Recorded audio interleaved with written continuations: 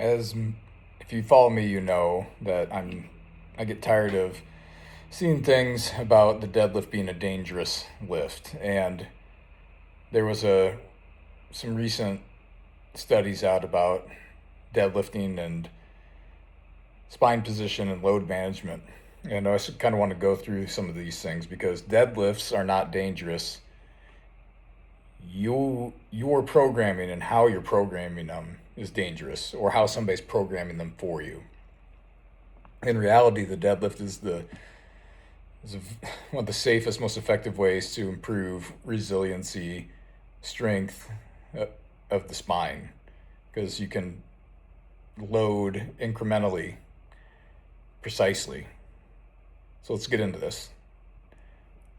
People need to stop saying the deadlift is a dangerous lift, because that's just not what the evidence shows around the deadlift. And many people have heard this. It always kind of comes back around the internet. People saying stuff like deadlifts aren't worth the risk, whatever that means. You're going to hurt your back. You have to keep this perfectly neutral spine. And all that is outdated thinking. So this recent review was looking at the deadlift and the risks of back injury, and what they found completely challenges all of those narratives. So first, even very, very experienced lifters don't maintain this perfectly, quote, neutral spine as they deadlift.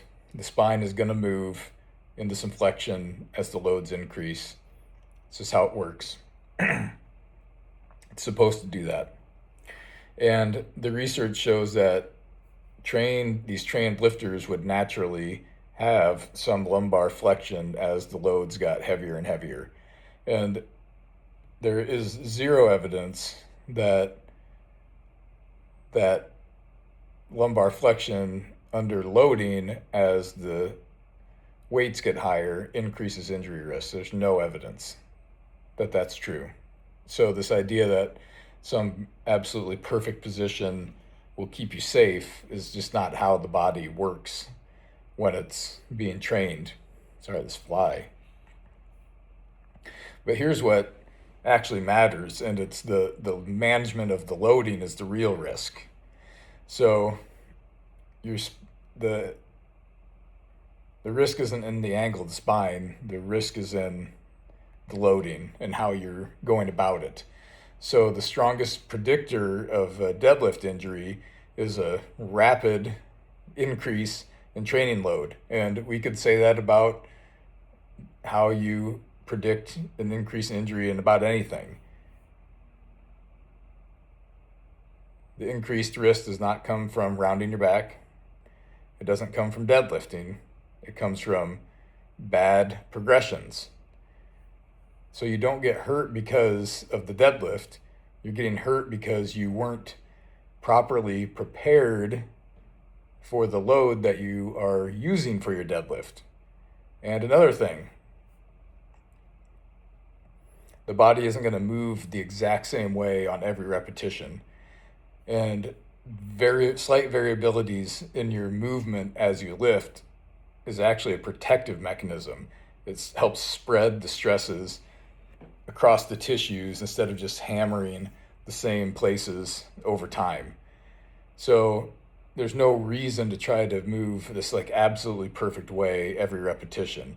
It's not realistic, it's not necessary. This static core training also doesn't really protect your spine like people think. What matters is learning dynamic control of the spine, your ability to manage a load while you're doing some movements. So your spine isn't meant to be this completely, totally rigid thing. It's meant to have control. And this is the part that people don't talk about, is that your fear of it can increase your risk of injury. When people are told that their spine is fragile, when they're told things like that, they start to move differently. They start to maybe have excessive bracing. They start to feel more sensitive around variations in their movement. And we don't fix people's low backs by protecting them and wrapping them in bubble wrap. We fix them by slowly, progressively, precisely preparing their backs to handle more work, which is exactly what the deadlift does. So if you're completely untrained and you just spike up the loads you're using, or if you're very fatigued and you're pushing way past your current capacities, yes, the chances of you getting hurt go up. But you could say that about anything, not just the deadlift. But the deadlift itself is not the problem at all. It's one of the best tools that there is to build strong and resilient spines if you use it correctly and understand how to program it. So if you want to learn more about building capacity safely, go to my profile, grab a copy of Load Your Spine, get to work.